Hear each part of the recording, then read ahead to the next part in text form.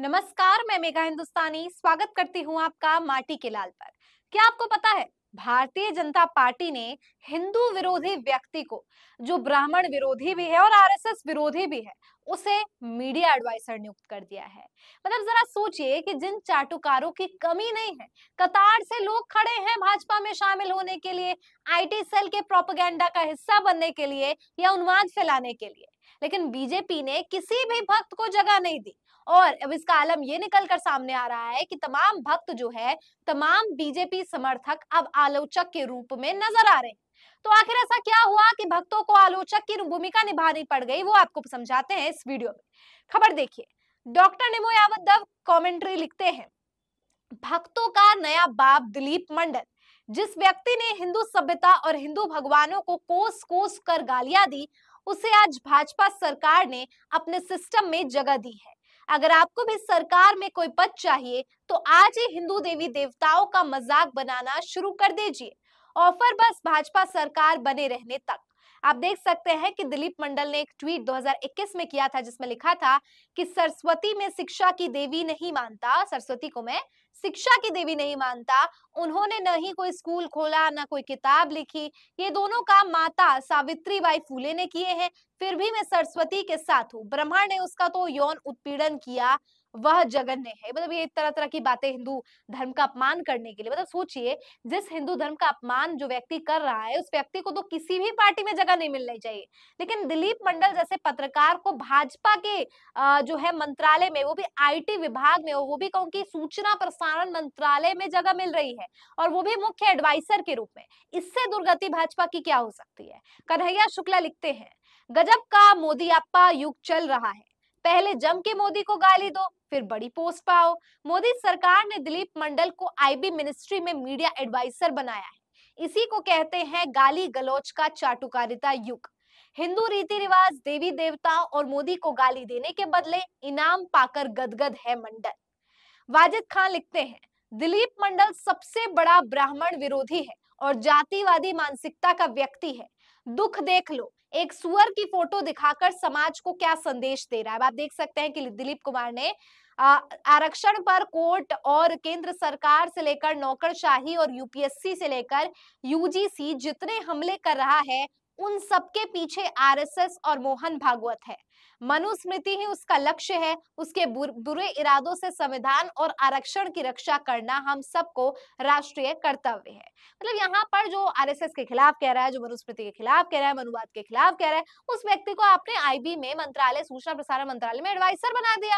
मतलब गजब हिपोक्रेसी चल रही है। जो भाजपा को गाली दे रहे हैं उसको आप एडवाइजर बना रहे हैं, और जो आपके चाटुकार भक्त है उनको आपने उनके बारे में तक नहीं सोचा। अब जाहिर है भाजपा के प्रति इतना ज्यादा आक्रोश लोगों का दिख रहा है। एक हिंदू मनीष पालीवाल नाम के यूजर लिखते हैं, मुझे याद है कि विगत 15 वर्षों में इस व्यक्ति दिलीप कुमार के द्वारा हिंदू धर्म, मां सरस्वती को कभी भगवानों के लिए इतनी नीचता से, इस अधम से अपमान किया गया है, इसको जीवन में हिंदू समाज कभी माफ नहीं कर सकता। लेकिन यहाँ पे मीडिया एडवाइजर बना दिया भाजपा ने। लेकिन हमारी सरकार ने मीडिया सलाहकार बनाकर कौन सा मास्टर स्ट्रोक किया है। ये तमाम तरीके, और ये जो ट्वीट आपको पढ़ा रही हूँ, ये मोदी के आलोचक नहीं है, ये बीजेपी के कोई क्रिटिसाइजर्स, निंदा करने वाले लोग नहीं है। ये खुद भाजपा के कट्टर समर्थक है, घोर समर्थक है, जो इस समय निंदक की भूमिका निभा रहे हैं, आलोचक की भूमिका निभा रहे हैं। एक और ट्वीट पढ़िए, शुभम श्रीनेत का। लिखते हैं, ट्विटर पर कोई दिलीप मंडल है, प्रोफाइल पर पत्रकार लिखा है। प्रोफाइल देखकर लगता है कि नरेंद्र मोदी के करीबी है। इंग्लिश जानते हैं पर ट्वीट हिंदी में करते हैं। दलितों के हितैषी बनते हैं पर अब मोदी जी के चरण चाटते हैं। शिक्षा में आईबी एडवाइजर नियुक्त हुए हैं। मतलब सोचिए दिलीप मंडल का क्या हाल हुआ होगा। जो बहुजन लोग हैं, बहुजन समाज के, दलित समाज के लोग हैं, वो तो गालियां दे ही रहे होंगे। लेकिन अब भक्त भी इतना क्रोधित हो चले हैं कि दिलीप मंडल ना घर के रहे ना घाट के।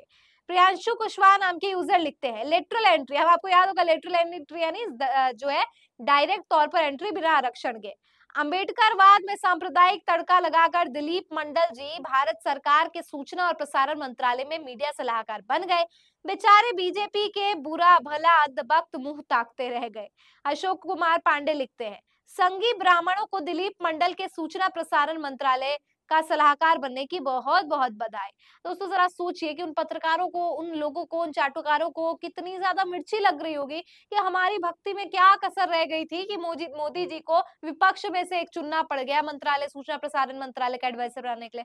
अजीत भारती एक पत्रकार है जो भाजपा समर्थक है, घोर समर्थक है। उन्होंने अपना जिस प्रकार का रोष प्रकट किया वो देख लीजिए। अजीत भारती लिखते हैं, दिलीप मंडल को कम से कम राष्ट्रपति बनना चाहिए था। ये व्यंग्य है, खुश नहीं है बिल्कुल अजीत भारती। जिस दिलीप मंडल ने बीच चुनाव में अपना ओबीसी दर्शन भाजपा के पक्ष में डालना आरंभ किया, उसे सूचना प्रसारण प्रसारण मंत्रालय का मीडिया सलाहकार बनाया गया। मुझे लगता है कि सरकार का यह निर्णय संकुचित है और बनिया मंडल की दलित चिंतन वाली छवि के सक्षम में दो कौड़ी का है। मतलब यहाँ पे भाजपा के समर्थक जो है वो भाजपा का विरोध करते हुए नजर आ रहे हैं। मंडल जी ने हमें बताया कि हिंदू देवी देवता सब झूठे हैं, सरस्वती सभ्यता कुछ नहीं है, जो है सो बोधि है।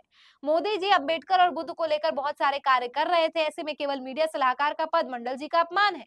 उन्होंने मोहन भागवत से लेकर पीएम बीएल संतोष तक की चर्बी उतारी थी। पेरियार के घोर समर्थक है। भाजपा के लिए 9.5 वर्ष नवीन अपमानजनक शब्द गढ़े हैं। उन्हें केवल मीडिया सलाहकार बनाना निकट दृष्टि दोष जैसा है। आप सोचिए कि इस पद के लिए भाजपा किसी भी 2 टके को ट्रोल को बिठा सकती थी। बिल्कुल सोचने वाली बात तो है। पर महान दार्शनिक दिलीप जी मंडल को स्व निर्म आभा पर कालिमा पोतने हेतु ऐसा प्रयोग किया गया। मैं आज लंच नहीं कर पाऊंगा। मैं नहीं मानता उनके विचारों को। उनके सीमित अनुभव का पुलिंदा है। न ही गौतम बुद्ध के लिए और न ही ज्ञान प्राप्त हुआ। वो एक साधारण नेता है जिन्होंने अपने जीवन के कटु अनुभवों के लिखा गया है बाबा साहेब के बारे में।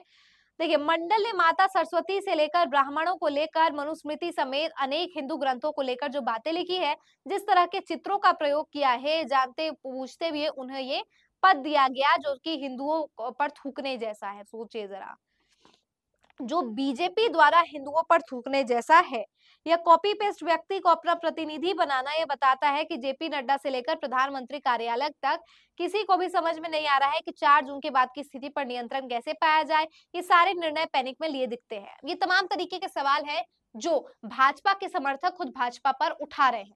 अब आप खुद सोच सकते हैं कि एक हिंदू विरोधी, एक आरएसएस विरोधी और भाजपा के घोर आलोचक को मीडिया सलाहकार का पद दिया गया है तो अपनी भूमिका क्या ही निभाएगा।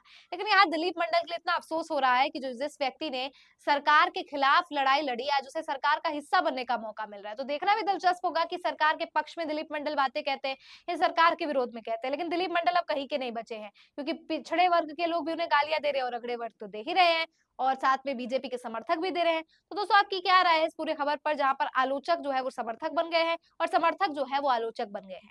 कमेंट सेक्शन में इस अजीबोगरीब खबर के बारे में जरूर बताएं। फिलहाल मुझे दीजिए इजाजत, मिलती हूँ आपसे ऐसे ही वीडियोस के साथ। तब तक के लिए अपना ख्याल रखिए, देखते रहिए माटी के लाल। धन्यवाद।